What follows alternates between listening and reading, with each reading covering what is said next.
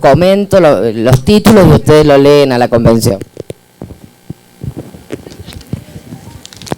Pero, hola, el tema de la seguridad social es un tema donde los gobiernos dicen ¿con qué plata? ¿Con qué plata? Bueno, hoy vimos con qué plata. No gastemos en guerra, no gastemos en armamento, cobrémosle a los jueces impuesto a las ganancias, a la renta financiera. La renta financiera significa que yo puedo poner 500 millones de dólares en el banco, me dan 200 millones de ganancias por no hacer nada.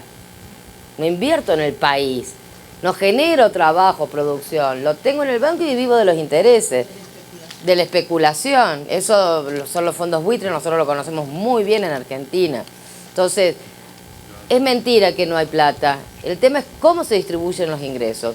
América Latina es el continente más inequitativo del mundo. El 1% de la riqueza mundial, el 1% de la población tiene más del 50% de la riqueza mundial. Entonces, plata hay, pero hay que compartirla y vivir en un mundo más justo. Entonces, esto fue un artículo muy discutido, por supuesto que se puso, se tenía que poner, igual ya está establecido, no hace falta la convención para esto. El Pacto de San José de Costa Rica ya lo tiene establecido y hay que hacerlo cumplir porque eso lo firmaron ya todos los países, ¿no? Se debe promover progresivamente dentro de los recursos disponibles que la persona mayor reciba un ingreso para una vida digna a través de los sistemas de seguridad social y otros mecanismos flexibles de protección social.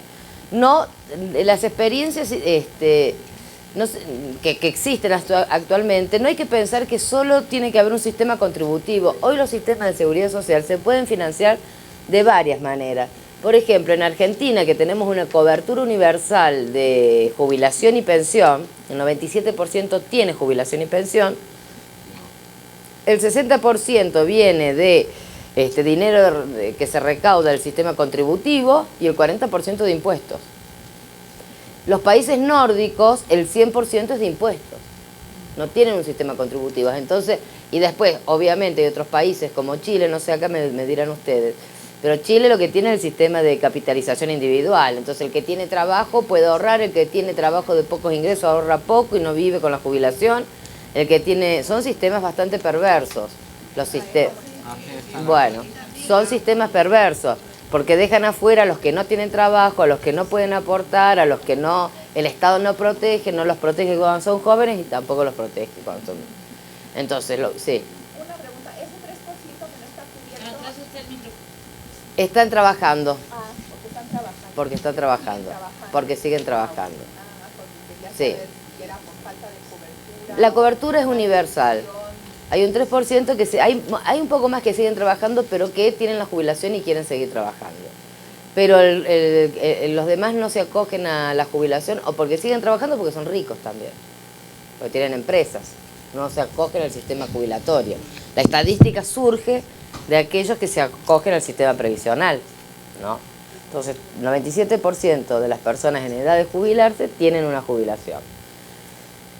Y esto es importante porque es un derecho, porque todo el mundo tiene derecho de tener un ingreso mínimo cuando está en la vejez, que es una situación de mayor vulnerabilidad porque nadie me da trabajo, porque nadie me va a contratar. Entonces, ningún Estado puede pensar para qué cuidar a los jóvenes y cuando son viejos los voy a desproteger. Qué ridículo que es querer que las personas no se mueran cuando son jóvenes y las voy a matar cuando son viejos. Digo, son estados esquizofrénicos, estados bobos. Entonces, es importantísimo la cobertura de la seguridad social porque además va acompañada de la cobertura generalmente médica, de la salud, digo. Entonces, sin embargo, bueno, en muchos países los sistemas son contributivos y yo tengo un videito de España que grafica cómo son los sistemas contributivos y lo que estas economías piensan de lo que sucede. Miren, supongo que tendremos sonido, ¿no? Con el envejecimiento de la población en Euskadi, las estadísticas apuntan a que en el futuro cada trabajador cotizará para mantener a numerosos jubilados. ¿Qué supondrá esta situación de aquí a unos años? Dios, estoy machacado. Día de curro. Ahora vamos a casita y... A casa, las 7 de la tarde ya te vas a casa. Desde luego, qué vaga es la juventud hoy en día. En mis tiempos teníamos que rompernos los cuernos para poder comprar extraperlo. ¿Pero quiénes son ustedes? Pues ¿quiénes vamos a ser? Tus jubilados. Nuestra pensión depende de ti.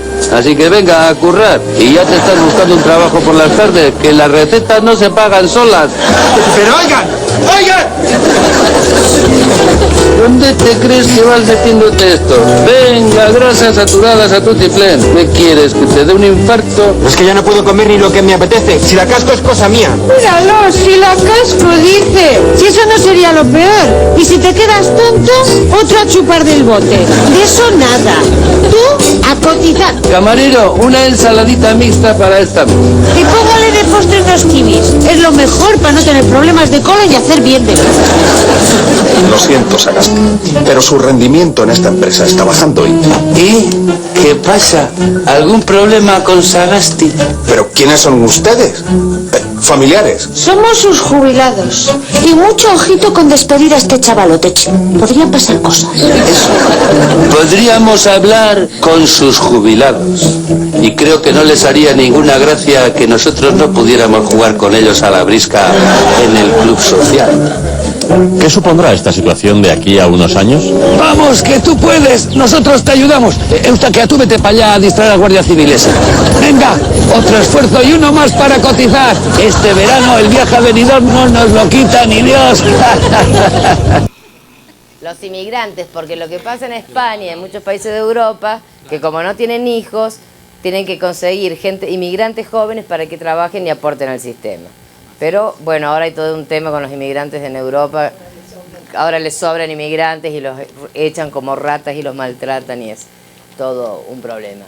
Pero bueno, lo que sí me interesa es que uno entienda que hay muchos sistemas de financiamiento de los sistemas de previsión, que no hay que creer que no hay plata porque no hay población económicamente activa y entonces cómo vamos a financiar un sistema contributivo, cuando en otros países el sistema no es contributivo, sino que se financia con impuestos. Yo creo que esa es la tendencia a la que van a ir nuestros países. Los países que tienen AFJP son países que no han funcionado tan bien, excepto Estados Unidos, pero porque tienen mucha plata. Pero basta con mirar Chile, que hay pensiones, jubilaciones de $10, $15. Bueno, no sé, acá también. Entonces, son sistemas injustos y tenemos que apelar. Sí, decime. Hay una discusión también en materia de pensiones en donde se dice que ya también no es bueno decir como contributivas sino contributivas. Porque en teoría las no contributivas ya fueron contribuidas también antes. Entonces como que se genera otra vez esa visión como fragmentaria socialmente. Totalmente, ¿no? Sí. Totalmente. Porque ¿qué significa contributivo? Es el porcentaje que se le saca al trabajador para mantener el sistema de seguridad social. Y el no contributivo, bueno, aportó toda su vida con trabajo y el Estado no lo protegió. Y el ciudadano, la persona, no puede pagar con su vida y con su pobreza y con su imaginación el Estado ausente, porque el que se equivocó fue el Estado, no la persona. Entonces, si hubo un Estado que violó derechos, que no combatió el trabajo informal, que dejó que los grandes empresarios explotaran y no pagaran sus contribuciones patronales, eso es culpa del Estado, no del ciudadano, no de la persona. Entonces, el Estado tiene que garantizar derechos. Nosotros cuando se produjo el cambio de gobierno en el 2003 con Néstor Kirchner, en plena crisis, lo primero que hizo es sacar una moratoria para que todo el mundo haya aportado. No haya aportado, acceda a la jubilación. Y se conoce esa primera moratoria como la jubilación del ama de casa, porque quienes más se jubilaron fueron las amas de casa. Entonces hoy cualquier ama de casa en mi país tiene una jubilación, porque es reconocer el trabajo invisible del ama de casa. Entonces, esto también es equidad y generar derechos, y hacia eso tenemos que pelear, ¿no? Hacia ese tipo de sistemas universales de seguridad social. Miren ustedes, el 80% de las personas en el mundo no tienen jubilación ni pensión, y el 60% en América Latina. O sea, la mayoría no tiene. Los acuerdos bilaterales, esto también es importante, y la OIS, la organización donde yo estoy, se encarga justamente de trabajar con los gobiernos para que se hagan acuerdos multilaterales. ¿Qué significa? que si yo soy argentina y me vengo a trabajar 10 años a México, se me pueda considerar los 10 años de contribución y de trabajo. Porque si no, en general, esos años, cuando yo vuelvo a mi país, nadie me los computa y los perdí. Entonces ahora hay, y esto también muy incentivado por OIT y por la OIS, la Organización Americana de Seguridad Social, se hacen acuerdos entre países para que los años trabajados en cualquiera de los países sean computados. Porque si yo trabajo 10 años en México, un trabajo formal, yo estoy contribuyendo a México. Entonces, cuando me jubile, me tendrá que dar una parte en México de la jubilación que me corresponde. Entonces, esto hay. Yo no sé, México seguro que tiene acuerdos bilaterales o multilaterales, hay un convenio multilateral, habrá que ver con qué países, pero... ¿No tienen ningún convenio México? Pero México... Es terrible. Yo me estoy enterando de cosas de acá, de su país, que desconocía y que la verdad me preocupan un montón. Me preocupa muchísimo. Que no tengan ni un solo convenio, la verdad. Inequidad completamente. Absolutamente, están a la buena de Dios. Ahora, fíjate que hay una cosa muy interesante. En México no se ha discutido eso plenamente, pero aquí se ha propuesto la portabilidad. ¿Qué significa? Cuando, por ejemplo, una persona trabajó en el IMSS 5 años, 10 años en la LISTE, luego se fue a Pemex, ¿no? Y trabajó otros 15 años. Bueno, como en ningún sistema logró tener el tiempo suficiente, no tiene nada. Entonces, de pronto hay una, no sé si ya se hizo, Pilar, pero hay una cuestión de portabilidad. Es decir, que se sume los 5 años. Pero trabajó dentro del mismo país, en distintas empresas, pero y no tiene jubilación. Regímenes de pensiones. Entonces, el problema es que hay gente que trabajó en distintos lugares y eso no se le suma porque no existe, o sea, para que te des cuenta Sí, cómo es terrible. perverso, no existe algo que sume todo eso. La desprotección más absoluta Es más, en tienen el acá. propio ISSSTE, si tú trabajaste en la Universidad de Guadalajara y luego trabajaste aquí en la UNAM, o sea, es universidades, pues no puedes sumarlas. Es increíble, es increíble. Pero esas son como tonteras del propio sistema, ¿no? Bueno, el problema radica en que el sistema mexicano de seguridad social es fragmentado. Tenemos aproximadamente, yo creo que hay como 120 sistemas de pensiones en el país. Efectivamente lo que dice Vero es cierto, puede estar en el ISSSTE del Estado y en el ISSSTE del Distrito Federal y tener distintas estructuras. Y además dependiendo de las leyes que se estén modificando. Esa fragmentación nada más se puede una conservación de derechos con el ISSSTE y el Seguro Social siempre y cuando se haya aceptado la modificación de 2007 en el ISSSTE. Es terrible porque además, como usted sitúa, de que yo trabajo 10 años para el sistema no son nada.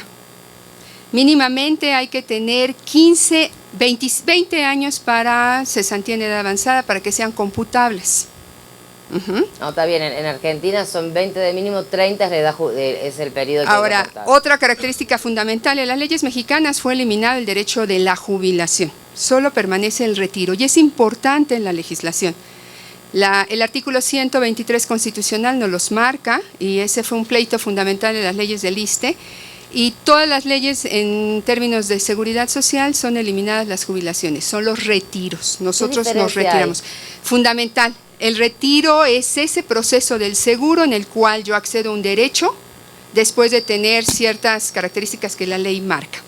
La jubilación, ese proceso de derecho en donde se marca mi retiro para gozar la vida y demás, no está considerada ya en la ley mexicana. Eso fue eliminado. Y por eso también somos uno de los países que en la OCDE pues nos retiramos muchísimo más tiempo, más del tiempo. Por ejemplo, si es en 65 años, ayer se decía que México aumentó la edad. No, desde la ley 1943, México puso en la ley que el retiro es a los 65 años, desde 1943, antes de la norma 102. Somos pioneros con la Constitución del 17 y con la ley del 43 del Seguro Social en la seguridad social del mundo, en protección laboral. Que después la deshicimos es otra cosa, pero sí fuimos pioneros.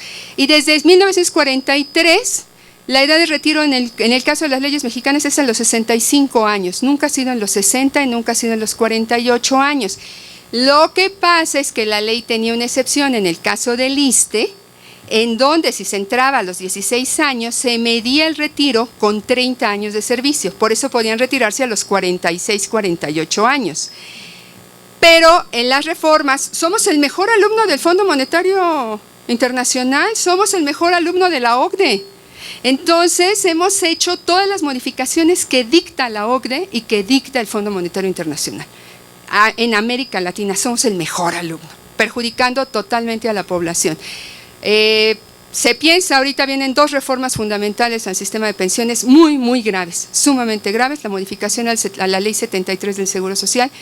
Y nuevamente lo que yo mencionaba, somos incapaces de reclamar. Es una modificación severa que Luis Videgaray anunció desde noviembre del año pasado, es el secretario de Hacienda, porque dice que los trabajadores acceden a las garantías de un beneficio definido, en donde es la pensión del 73, y esa pensión, que es la de no cuentas individuales, pues es obviamente 60% más alta que la de cuentas individuales.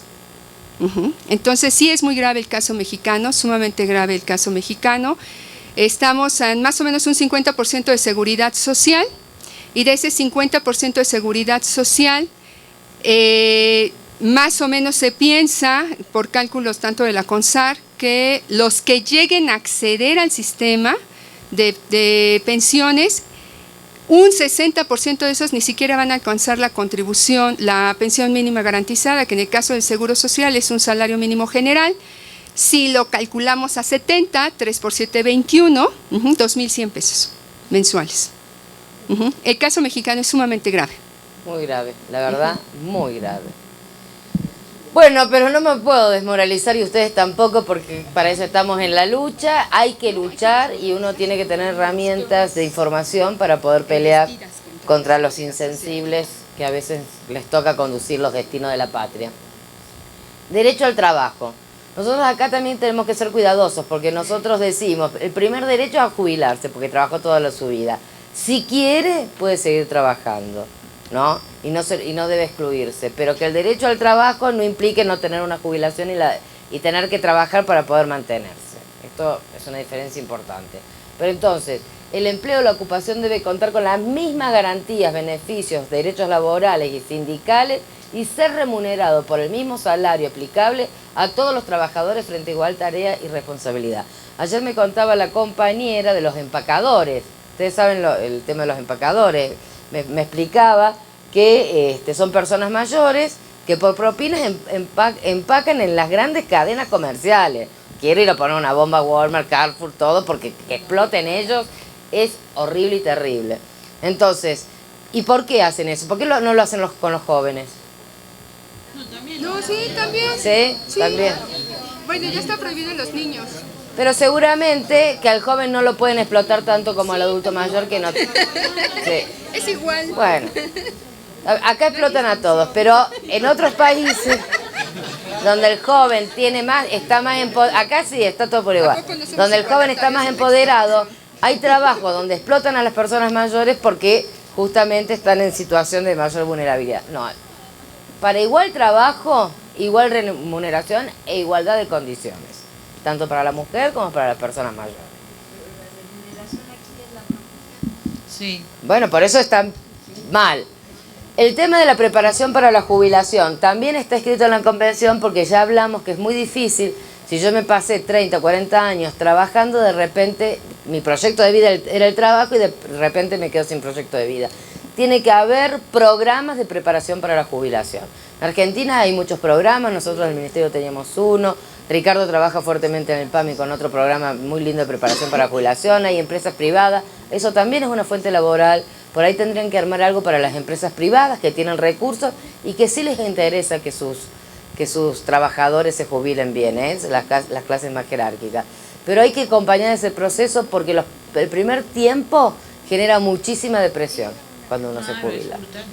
Muchísima depresión. Entonces hay que armar programas de preparación para la jubilación y acá la convención lo tiene contemplado. Fíjate que aquí en la cuestión del trabajo, Moni, algunas cosas que estábamos relacionándolas con las personas que manejan el mercado de trabajo, decían que hay que tener mucho cuidado en hablar el derecho al empleo que el derecho al trabajo. Son dos cosas diferentes y está en la definición que está en este derecho. Sí. Pero la cosa es que arriba Pero no- dice derecho al trabajo. No. ¿Por qué? Porque el tema es que en México hay mucho trabajo, pero no hay empleo. ¿Qué quiero decir esto? El 60% de la población económicamente activa está en el sector informal. Entonces, el problema es el subempleo que hay. Entonces, no hay, realmente no estamos pagando, no se está pagando conforme al trabajo, al empleo que tienen las personas. No tienen prestaciones, no tienen garantías, no tienen aguinaldo. O sea, hay trabajo, pero no hay empleo. Sí, la diferencia entre el trabajo y el empleo es que el trabajo es no remunerado y el empleo es remunerado. Digo, esta es como la primera definición. Las mujeres trabajamos en casa, pero no somos empleadas en nuestra casa. No tenemos un sueldo, no hay una retribución. Derecho al trabajo es la manera que se conoce en el derecho universal, por eso está puesto derecho al trabajo. Pero en realidad lo que nosotros pretendemos es que la persona mayor tenga derecho al empleo. O sea, que tenga el derecho a seguir empleado por un trabajo remunerativo en las mismas condiciones que todos los demás. ¿Sí? También muy discutido, porque entonces empiezan a decir, pero le va a quitar trabajo a las poblaciones más jóvenes. No, porque los trabajos son diferentes. El trabajo que hace la persona mayor es diferente al trabajo que hace un joven. Hay que aprovechar, y además, si yo voy a tener pocos jóvenes, ¿quién va a hacer el trabajo? Si no nacen niños y no va a haber adolescentes y no va a haber jóvenes, ¿quién va a hacer el trabajo? Aprovechemos a las personas mayores. Entonces, también va a llegar un momento, no tengamos jóvenes para trabajar, va a haber cada vez menos. Y esto demográficamente, vos viste, la pirámide de población, al tener cada vez menos jóvenes, bueno, vamos a tener que usar manos de obra de personas mayores. Inclusive se está hablando de correr la edad jubilatoria. Esto ya en Europa, en España, en varios países. Europa llega a los 67 en un par de años. Entonces, voy a ir enunciando los títulos porque si no, no vamos a llegar. El derecho a la salud, ya hablamos bastante, ¿no? Pero asegurar la atención preferencial, el acceso universal, equitativo, oportuno, formular, implementar y fortalecer y evaluar políticas públicas, planes, estrategias. Hay mucho acá para leer de la OPS. La OPS tiene un plan de envejecimiento saludable, tiene varios planes sobre derechos de las personas mayores. Hay mucho para leer acá de la OPS. Claro.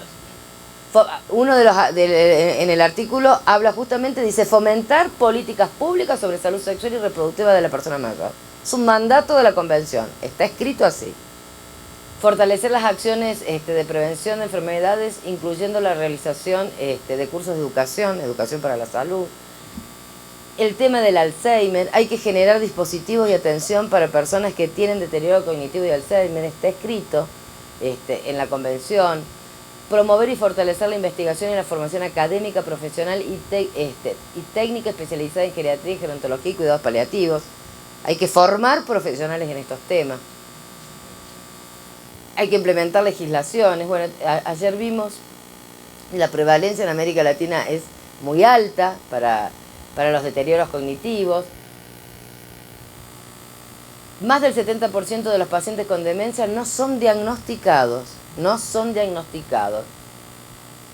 Y existe una falta de concientización sobre el Alzheimer y otras demencias como enfermedades y son consideradas como parte normal del envejecimiento, lo que hace que la persona o los familiares no busquen ayuda hasta una etapa de edad muy avanzada. Entonces acá hay que prevenir, porque también vimos ayer que el buen diagnóstico en un deterioro cognitivo, en una demencia, ahorra $10.000 por paciente. Esto un poco para pensar que no todas las demencias son Alzheimer, solamente la mitad de las demencias son Alzheimer, pero la otra mitad son otras patologías que hay que diagnosticarlas, ¿no? Bueno, entre el 50 y el 70% de las personas con Alzheimer y otras demencias presentan necesidades de asistencia y cuidado. Otro de los artículos con respecto al derecho a salud es garantizar a la persona mayor la disponibilidad y el acceso a los medicamentos reconocidos como esenciales por la Organización Mundial de la Salud. No le puede faltar a ninguna persona mayor los medicamentos reconocidos por la OMS como esenciales. Esto está clarísimo. Bueno, el tema de la nutrición en la persona mayor, que ayer también se habló. Miren, garantizar a la persona mayor el acceso a la información contenida en sus expedientes personales. Esto de que no te quieren dar la historia clínica. ¿Por qué no me van? Es mi historia clínica, mi patología. Miren, ay, me enojo. Son mis análisis, son mis radiografías. Es una violación de derecho que no me lo quieran dar. El derecho a la educación, así está especificado, el derecho a la educación, a la alfabetización, pero a la educación a lo largo de toda la vida y en todas las etapas, a la educación formal, no formal, universitaria, en las universidades de tercera edad. El promover la educación y formación de la persona mayor en el uso de las nuevas tecnologías, como bien vimos hoy, ¿no? Erradicar el analfabetismo en la persona mayor, porque si hay una población analfabeta son las mujeres mayores. El derecho a la cultura. ¿Te gusta el derecho a la cultura? Pues la persona mayor tiene derecho a su identidad cultural, a participar en la vida cultural y artística de la comunidad. Los Estados partes impulsarán la participación de las organizaciones de personas mayores en la planificación, realización y divulgación de proyectos educativos y culturales. El derecho a la recreación, al esparcimiento y al deporte. Se creen que las personas mayores dejan de hacer deporte y no es así. Una persona que fue deportista durante toda su vida, cuando sea mayor y tiene buena salud, va a seguir siendo deportista. Sin embargo, no, es muy difícil encontrar en nuestros países. Nosotros peleamos mucho en la Argentina, están los campeonatos Evita, que son eventos deportivos que se hacían con niños y con jóvenes. Entonces se compite a nivel municipal, los ganadores van a nivel provincial, los provinciales a nivel regional y los ganadores de esas competencias, de esos deportes, a nivel nacional. Son como unas olimpiadas durante todo el año. ¿Evita? Se llama Evita por Eva, porque la que inventó eso fue Eva Duarte de Perón en el 45. Después, por supuesto, se dejaron de... Y Eva lo propone como una manera de hacer estudios de salud a los niños, porque había mucha mortalidad infantil. Entonces, con el gancho de que puedan hacer estas competencias, porque los premios después obviamente son premiados con viajes, con distintas cosas, era el gancho. Entonces Evita lo pone, pero lo pone, cuando Eva lo pone para los niños y los jóvenes. En el gobierno de Kirchner volvemos a poner los Juegos Evita, pues nos parecía también muy importante la estimulación deportiva. Y ahí tuve que pelear un montón, como 2 años, con la Secretaría de Deporte, que dependía de mi mismo ministerio, porque no querían que compitieran las personas mayores. Porque las personas mayores no hacen deportes. Claro, imagínense la general. Los deportólogos que manejaban la Secretaría de Deporte. Bueno, gracias a Dios también fue una batalla ganada, pero fue muy difícil. Cada cosa que yo les cuento de Argentina no es que se hicimos así. Peleamos los gerontólogos y peleamos las organizaciones de mayores y nos unimos entre todos y armamos muchas redes y mucho lío y íbamos todo el tiempo a hablar con la gente y no nos frustrábamos, bajamos la cabeza, al otro día la volvemos a levantar. Todo es lucha, todo es lucha. Pero bueno, logramos poner a las personas mayores en estas actividades deportivas. Falta todavía mucho, por supuesto, pero esto fue un avance. Bueno, el derecho a la propiedad privada, al goce de sus bienes, a que nadie te lo quite, a que nadie te usurpe tu casa, a que tus hijos no te manden al geriátrico y se queden viviendo en tu casa, que esto pasa y mucho, y es muy común. El derecho a la vivienda, no hay por qué no otorgarle una vivienda a una persona mayor. Hay programas de promoción de la vivienda social para matrimonios jóvenes. ¿Por qué no puede haber programas para personas mayores? ¿Cuál es el impedimento? Hay acciones de comodato. En Argentina el PAMI daba viviendas en comodato a las personas mayores. Cuando fallece queda para otro adulto mayor que no tiene vivienda. Hay alternativas, con lo cual no hay que cerrarse solamente con que las personas mayores pueden ir a vivir en una residencia de larga estadía. Para nada. Bueno, la Convención obviamente defiende este derecho. Bueno, acá ven subsidios por alquiler, lo dice claramente la Convención. Apoyo a las renovaciones de la vivienda, bueno, y otras medidas pertinentes. La necesidad de construir o adaptar progresivamente soluciones habitacionales.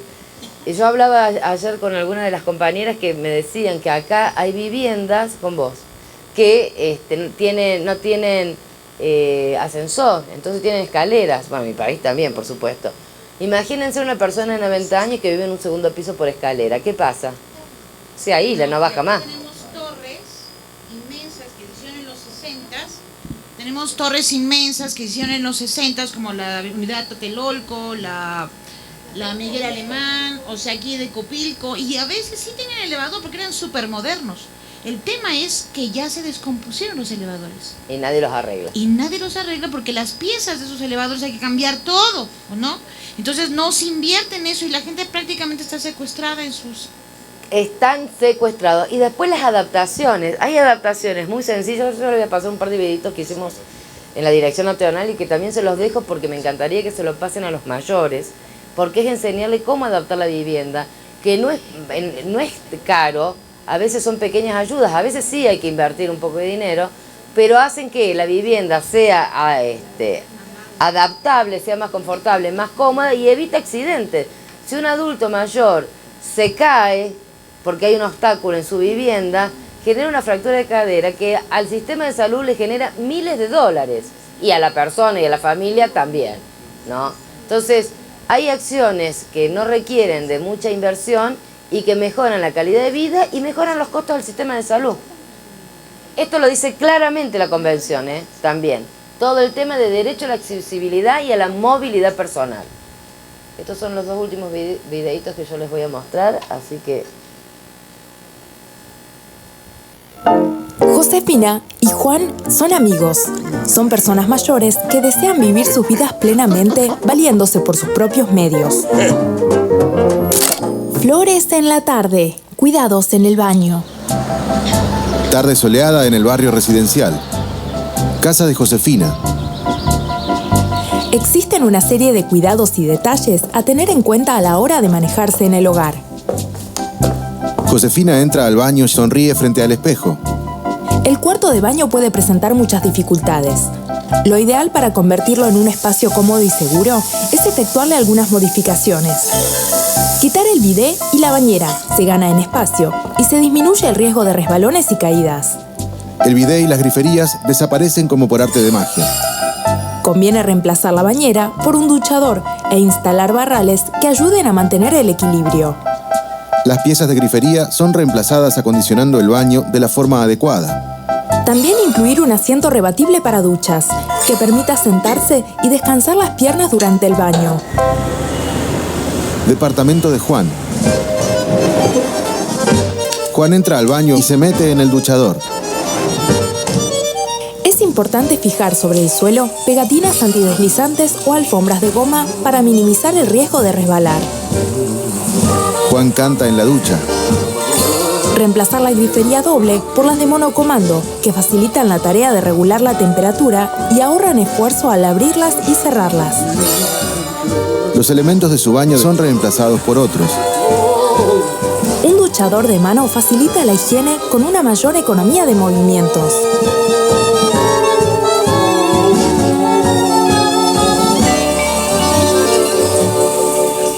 Baño de Josefina.